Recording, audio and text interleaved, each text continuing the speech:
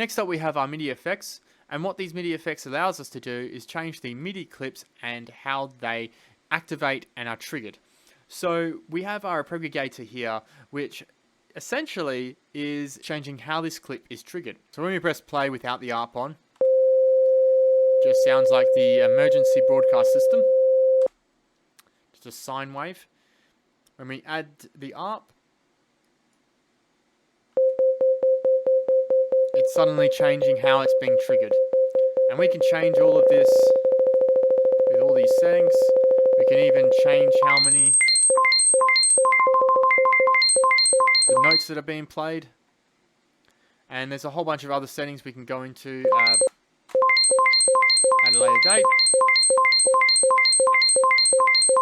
And as you can see, you could go into a lot more detail and a lot more fun with how that works and add them to plucks. You can add them to pads if you want to. You can add them to leads. It can be a very useful tool for doing that sort of thing without having to change the individual notes in the clip.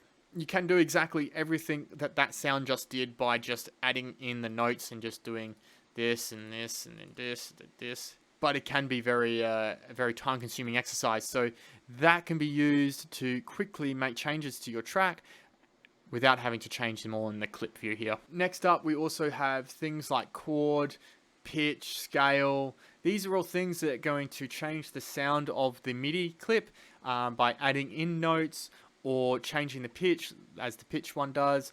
The scale, making sure that the MIDI clip is to a specific scale.